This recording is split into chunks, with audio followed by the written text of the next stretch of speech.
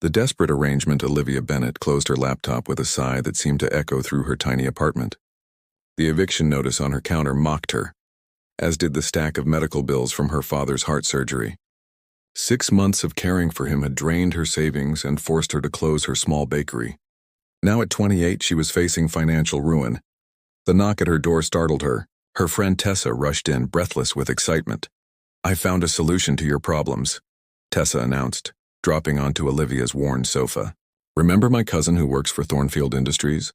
Well, her boss needs a wife," Olivia laughed bitterly. "Is this a Jane Austen novel? People don't arrange marriages anymore." "They do when there's $100 million at stake," Tessa countered. "Julian Thornfield needs to project stability to inherit CEO position from his uncle. His reputation as a workaholic bachelor is hurting the company's family-oriented image. He needs someone respectable, intelligent, and willing to sign a contract." "A contract marriage?" Olivia's voice was incredulous. 1 year, separate bedrooms, all expenses paid plus a settlement that would clear your debts and provide startup capital for a new bakery. After the year, a quiet divorce and you both move on.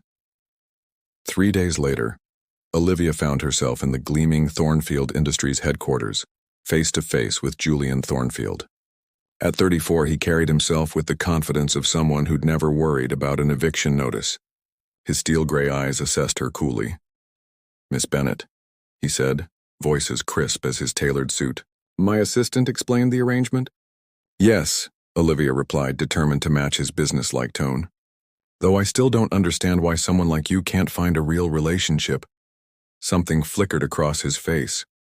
"Relationships require time and emotional availability. I have neither to spare. What I need is a partnership that serves a purpose. Like helping me save my father's house and restart my business?" Julian nodded. "A mutually beneficial arrangement. We'll appear as a devoted couple publicly. Privately, we'll lead separate lives under one roof." "Your roof, I assume?" "My penthouse has ample space for privacy," he confirmed. "The contract stipulates a generous monthly allowance and final settlement. In return, you attend company functions, family events, and present yourself as my supportive wife." Olivia studied the contract before her. The settlement amount made her dizzy. "No physical relationship," she clarified. "None," Julian agreed firmly. "This is strictly business." 2 weeks later, Olivia stood in a private courtroom exchanging vows with a stranger. Julian's hand was cool as it slipped a platinum band onto her finger. His uncle Richard beamed approval from the front row, while Olivia's father watched with concerned eyes. "You don't have to do this," her father had whispered earlier. But she did. For them both. As Julian leaned forward for the ceremonial kiss, he paused, his lips a whisper from hers. "Thank you," he murmured, surprising her with unexpected sincerity before placing the lightest kiss on her cheek instead. That evening, as Olivia unpacked in her new bedroom suite in Julian's penthouse, she wondered what she'd gotten herself into. Through the window, the city lights glittered like the diamonds now adorning her hand. Beautiful, cold, and ultimately unreal.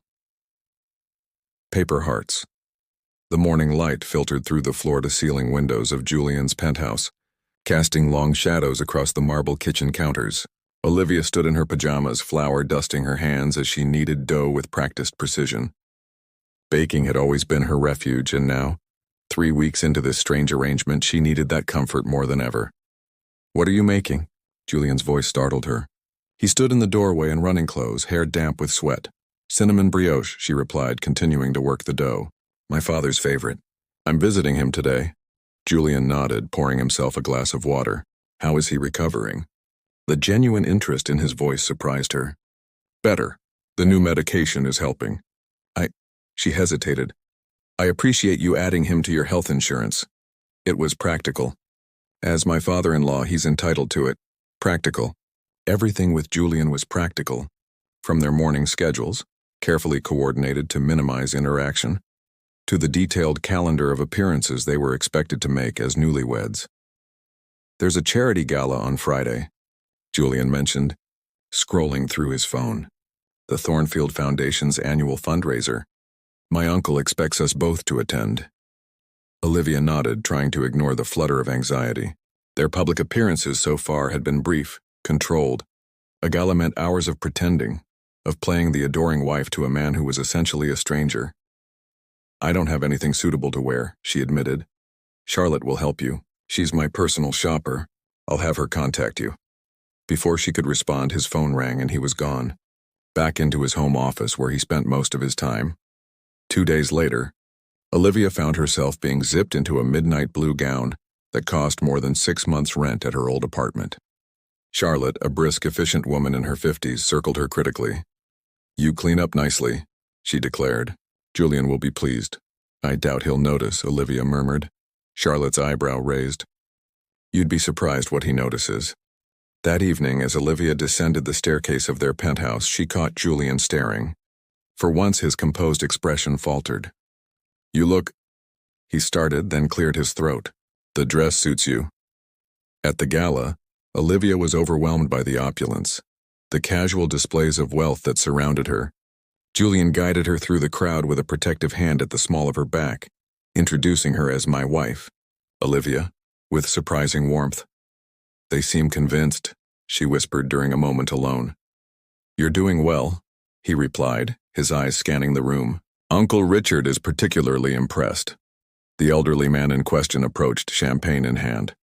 "Julian, your lovely bride has charmed everyone. Much better than that cold fish Diane you nearly married." Julian's jaw tightened. "Diane and I were never engaged, Uncle." "Thank goodness for that. After what she did—" Richard caught himself, glancing at Olivia. "Ancient history now. You've made a much finer choice this time." Later, as they danced, something Julian had insisted they practice beforehand, Olivia couldn't help her curiosity. "Who's Diane?" Julian's rhythm faltered slightly. "Former CFO at Thornfield. She had other ambitions." "She hurt you," Olivia realized. His eyes met hers, surprisingly vulnerable. "She used me to access company information. Nearly cost us everything." Olivia's hand tightened involuntarily around his. "I'm sorry." Something shifted between them in that moment, a small crack in the careful walls they'd constructed. The following week brought a new routine. Coffee appeared outside Olivia's door each morning, prepared exactly how she liked it. She found herself leaving plates of fresh pastries on Julian's desk. Small wordless gestures that acknowledged their shared space was becoming less of a battleground. One evening, Olivia returned from visiting her father to find Julian asleep on the sofa, files scattered around him. His normally perfect appearance rumpled. She quietly draped a blanket over him, pausing as he shifted in his sleep. "Olivia," he murmured, so softly she almost missed it. She froze, but his eyes remained closed. As she retreated to her room, Olivia pressed a hand to her chest, trying to calm the sudden racing of her heart. This was becoming dangerous. These weren't real moments. They were paper hearts, fragile imitations of feelings that couldn't exist within the boundaries they'd established. Yet as she closed her bedroom door, Olivia couldn't help wondering if Julian had been dreaming of her, and why that possibility made her feel so strangely hopeful. Unexpected allies. The autumn rain pattered against the windows of the penthouse as Olivia hunched over the business plan for her new bakery. After 3 months of marriage, she had finally found the perfect location, a charming storefront in a developing neighborhood with enough foot traffic to sustain her dream. The settlement money from Julian was sitting untouched in her account. She was determined to earn this on her own merits. Still working, Julian appeared in the doorway of the living room, 2 mugs of tea in hand. Olivia stretched, accepting the offered drink with a grateful smile. "Just finalizing the numbers for the bank loan meeting tomorrow." "Loan?" Julian settled into the chair opposite her. "I thought you would use the settlement funds." "I'd rather earn it myself," she explained. "The settlement is my safety net, not my starting point." Something like respect flickered in Julian's eyes. Over the past weeks, their careful dance of avoidance had gradually shifted into a comfortable routine. They still maintained separate lives, but dinner conversations had become longer, silences more companionable. "May I?" Julian gestured to her business plan. Hesitantly, Olivia slid it across the coffee table. She watched as he reviewed her projections with the same intensity he gave his corporate reports. "Your profit margins on specialty items are too conservative," he noted, "and you're underestimating foot traffic potential given the new tech offices opening across the street. How do you know about those?" "Thornfield Industries owns the building. Julian replied absently, still studying her numbers. We're leasing to 3 startups next quarter. Before she could respond, Julian's phone rang. His expression darkened as he checked the caller ID. Vincent, he muttered, stepping away to take the call. Vincent Thornfield, Julian's cousin and the company's legal counsel, had been a looming presence since their wedding. Olivia had met him at several company functions, always feeling unsettled by his calculating gaze and too familiar touches. Julian returned looking troubled. Vincent wants to meet tomorrow about marital asset protection. He's been pushing for a post-nuptial agreement. Isn't that standard for someone in your position? Olivia asked. We already have contractual terms, Julian replied, tension evident in his voice. Vincent is overstepping.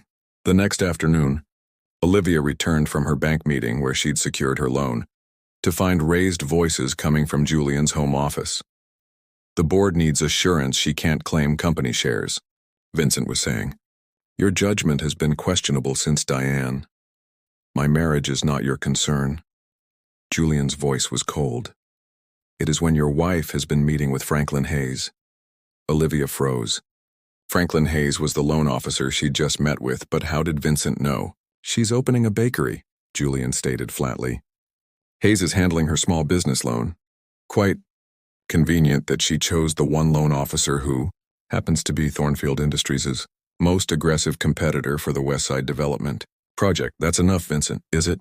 First, Diane exploits your trust. Now this convenient marriage when succession is being decided. Have you considered your wife might be another corporate spy? Olivia couldn't bear it any longer.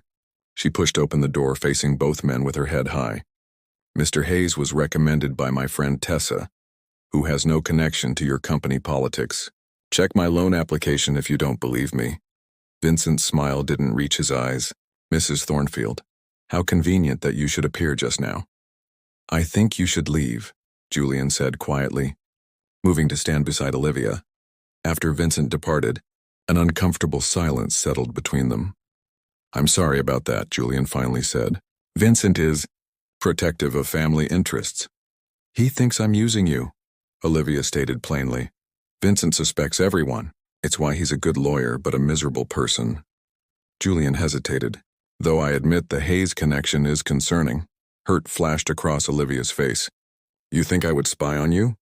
No, Julian answered immediately, surprising them both with his certainty. I know you wouldn't. 3 days later, Olivia received an alarming call from her loan officer. The bank was rescinding her approval, citing concerns about business viability. When she told Julian that evening, his expression hardened. Vincent, he said simply. He's on the bank's board. Why would he do this? Olivia asked, fighting back tears of frustration. To prove he's right about you. If you fail, you might become dependent on the settlement money, validating his gold digger theory. I won't give him the satisfaction, Olivia declared. Julian studied her for a long moment. What if we became partners? Partners? In your bakery, a legitimate business investment separate from our arrangement. My money, your talent, equal ownership. Olivia was stunned. Why would you do that? Julian's expression softened unexpectedly. Because I've tasted your brioche, and it would be a crime against humanity if others couldn't experience it. For the first time in their marriage, Olivia found herself laughing genuinely with Julian. Something was shifting between them, from contractual allies to something neither had anticipated. Genuine partners, united against unexpected threats. That night, as they worked side by side on a revised business plan, their hands occasionally brushing, Olivia realized with a startling clarity that somewhere along the way, this man, this stranger she had married, had become someone she trusted completely, and that terrified her more than Vincent ever could. Shattered facades and grand opening of sweet foundations drew a larger crowd than Olivia had dared hope. 6 months into their marriage, her bakery had transformed from a desperate dream into a thriving reality. The line stretched around the block, customers eager to sample the creations that had been featured in last week's food section of the city magazine.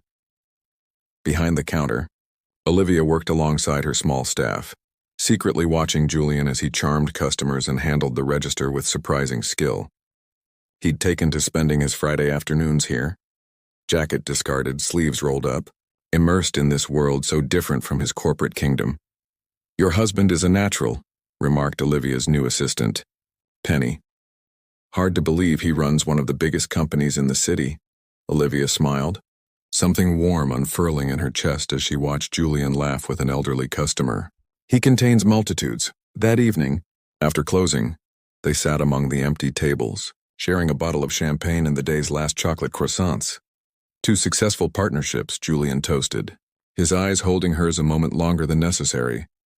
"Both of them," Olivia added softly. Their marriage, originally a cold business arrangement, had evolved into something neither had anticipated. They still maintained separate bedrooms, still honored the boundaries of their contract, but the walls between them had thinned to transparent veils. "Your father looked well today," Julian observed. The older man had attended the opening, beaming with pride. "He's finally back to his old self." "The specialist you found?" Olivia trailed off, emotion catching in her throat. "I don't know how to thank you for that." Julian reached across the table, his fingers lightly touching hers. "You don't have to." The moment hung between them, charged with unspoken feelings. Julian's phone shattered the silence, the screen lighting up with Vincent's name. Julian frowned. "I should take this." As he stepped away, Olivia began cleaning up, trying to ignore the familiar disappointment. Every time they seemed to approach something genuine, reality intervened. Julian returned, looking troubled. "That was Vincent. There's an emergency board meeting tomorrow. Apparently Uncle Richard is stepping down immediately due to health concerns. Is he all right?" Vincent wasn't forthcoming with details. Julian ran a hand through his hair. "The succession vote will happen tomorrow instead of next month." Olivia knew what this meant. Everything they'd built, their partnership, the image they'd cultivated, was approaching its moment of truth. The next evening, Olivia paced the penthouse, waiting. The board meeting had stretched for hours beyond its scheduled end. When Julian finally returned, his expression was unreadable. "What happened?" she asked. "I lost." His voice was flat. "Vincent convinced the board I'm too distracted by personal ventures." He gestured vaguely toward the bakery's business plan on the coffee table. "That's ridiculous. The company's performance has improved since our marriage," Julian finished. "I know." But Vincent had a compelling counter-argument. Julian pulled out his phone, showing her a series of photos. The two of them, heads bent together over bakery plans. Julian carrying supplies into the shop. Olivia kissing his cheek in gratitude after he'd fixed the industrial mixer. "He's been having us followed," Olivia realized. "To prove I'm neglecting Thornfield for your bakery." Julian sounded exhausted. "But there's more." He swiped to another photo. Olivia embracing a man outside her father's house.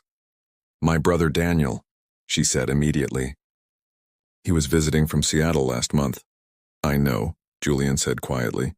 But Vincent suggested to the board it was evidence of infidelity. The accusation stung like a physical blow. "You can't believe I would—" "Of course not," Julian interrupted. "But it doesn't matter what I believe. Vincent has positioned himself as the responsible choice. The board voted him interim CEO while I sort out my personal affairs. This is my fault," Olivia whispered. "If you hadn't married me—" "Don't!" Julian's voice was suddenly fierce. He crossed to her, taking her hands. "Vincent has wanted control since we were children. He would have found another way." Something in his intensity made Olivia's heart race. They stood too close, the pretense between them suddenly paper-thin. "We could end it," she suggested softly. "The contract. If we divorce now, maybe you could convince the board." "Is that what you want?" Julian asked, his voice dropping lower. Olivia couldn't answer.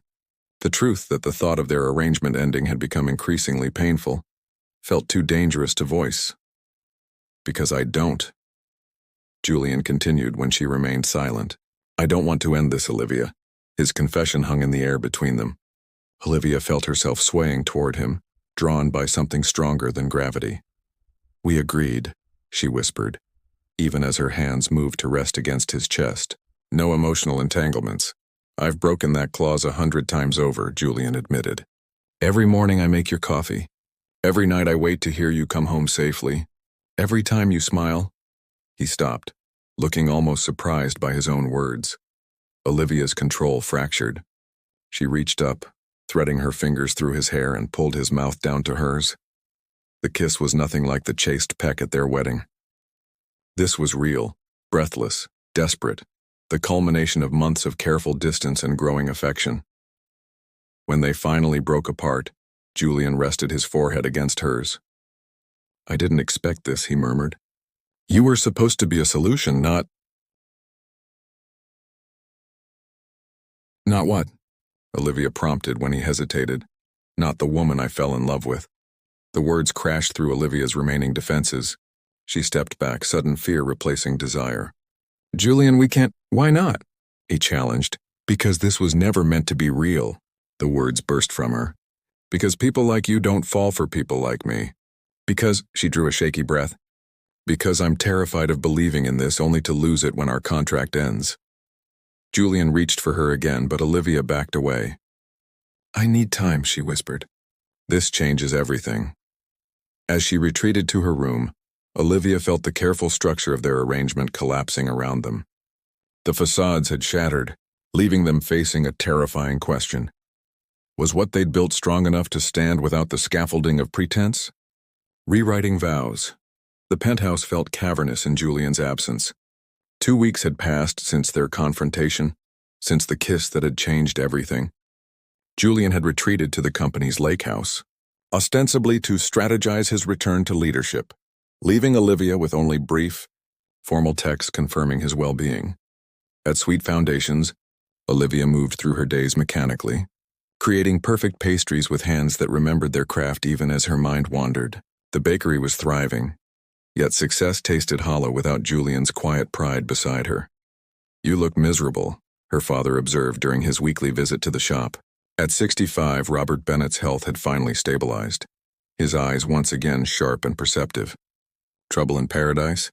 "It was never paradise, Dad," Olivia replied, wiping down the already spotless counter. "It was a business arrangement." "Was?" He noted her verb tense with raised eyebrows. Olivia sighed. "Julian said he loves me, and this is distressing because it wasn't supposed to be real." The words burst from her. "What if it's just gratitude or confusion? What happens when our year ends and he realizes it was all circumstantial?" Her father studied her. "Is that what you're afraid of? Or are you afraid that it is real, and you'll have to admit you love him too?" The question lingered as Olivia closed the bakery that evening. Returning to the empty penthouse, she wandered restlessly until finding herself in Julian's study. She'd rarely entered this space, respecting his privacy as he had respected hers. On his desk sat their marriage contract, open to the final page where a red-circled date marked their agreed dissolution, exactly 1 year after signing. 3 weeks from today, beside it lay another document. Curious, Olivia scanned the heading. Thornfield Industries Board Resolution. It detailed the conditions for Julian's reinstatement as CEO, including a clause that made her heart sink. Resolution of personal distractions, including the current marriage, which the board views as detrimental to company interests. So there it was. Julian could have his company back if he ended their marriage. The choice Vincent had forced upon him was cruelly simple. Olivia's phone chimed with a text from Julian. "Coming home tomorrow. We need to talk." Sleep eluded her that night as she prepared herself for what seemed inevitable. Julian would choose his legacy, his birthright. She would release him from their contract early, granting him the freedom to reclaim what Vincent had stolen. The next evening, Olivia sat in the living room, hands clasped tightly as she heard Julian's key in the door. He appeared in the doorway, looking both exhausted and determined. "You saw the board resolution," he said without preamble, noticing the papers she'd left on the coffee table. "Yes," she acknowledged. "Julian, I understand. I've made my decision," he interrupted, crossing to sit opposite her. "I'm fighting Vincent for control of Thornfield." Olivia blinked in surprise. "But the resolution says..." "I know what it says. The board wants me to choose between you and the company." Julian leaned forward. "I choose both. Or neither. What do you mean?" "I mean, I've spent 2 weeks reviewing our company structure, our bylaws, and Vincent's management decisions.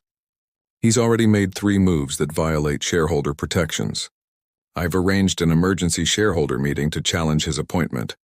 "And if you lose?" Olivia asked softly. Julian's expression softened. "Then I lose. But I'll still have the bakery partnership, and hopefully..." He hesitated. Hopefully, I'll still have you. Hope fluttered in Olivia's chest. You'd give up Thornfield? The company is my heritage, but it's not my happiness. Julian moved to kneel before her, taking her hands. These past months with you, I've discovered there are sweeter foundations to build a life upon. Tears pricked at Olivia's eyes. I saw the contract on your desk. Our year's almost up. That's the other thing I wanted to discuss. Julian reached into his pocket, withdrawing a small velvet box. I thought perhaps we might renegotiate terms. Olivia's breath caught as he opened the box, revealing not an ostentatious diamond, but a simple band inlaid with a pattern like braided bread. I had it made from the design on your father's brioche recipe, Julian explained. Olivia Bennett Thornfield, would you consider extending our arrangement? Indefinitely this time, with some amendments to the original terms? A laugh bubbled through Olivia's tears. What sort of amendments? Well, Julian's eyes crinkled. The separate bedrooms clause seems unnecessarily restrictive, and I'd like to add provisions for shared holidays, potential family expansion, and his voice grew serious. A commitment that neither of us will ever again let fear prevent us from acknowledging what we feel. And what do you feel? Olivia whispered, needing to hear it again. I love you, Julian said simply. Not because you were convenient or because you helped secure my position. I love you because you made me question every wall I'd built around my life. Because you bake bread at midnight when you're worried and leave me the end pieces because you noticed they're my favorite. Because you're the first person I want to share both good news and bad with. Olivia reached out, framing his face with her hands. I love you too, she admitted, the words both terrifying and freeing. I think I have for months. Is that a yes to the new contract? Julian asked, hope evident in his eyes. In answer, Olivia leaned forward and kissed him, sealing their new agreement not with signatures, but with the promise of a love that had bloomed in the most unexpected of gardens. 2 months later, Sweet Foundations hosted a private event after hours. Friends and family gathered as Olivia and Julian stood before a small altar adorned with fresh flowers and intricately braided breads. The first time we stood before witnesses, Julian said, holding Olivia's hands, we exchanged vows neither of us intended to honor beyond their practical purpose. Today I offer new vows, not as contractual obligations, but as promises from my heart. Vincent had not attended, having resigned his position after the shareholder vote, overwhelmingly reinstated Julian. Uncle Richard, health improved after his brief scare, beamed from the front row. As they shared their first dance as a truly married couple, Olivia rested her head against Julian's chest. Do you ever regret it? She asked. Our unconventional beginning? Julian considered this, his hand warm against the small of her back. How could I regret the circumstances that brought you into my life? Sometimes the most genuine things begin as imitations. Like how margarine was invented to substitute for butter, Olivia teased. Julian laughed, the sound vibrating against her cheek. I was thinking more like how an orchid mimics a female bee to attract pollination, only to create something beautiful and genuine in the process. That's surprisingly romantic for a corporate executive, Olivia murmured. I've learned from the best, Julian replied, bending to kiss her. Some arrangements, it seems, are simply meant to become arrangements of a different kind. Around them, their friends and family celebrated not the culmination of a business deal, but the unexpected harvest of a love that had grown in the fertile ground of pretense, proving that sometimes the most authentic bonds form when we least expect them. When two people pretending to be in love discover they no longer need to pretend at all.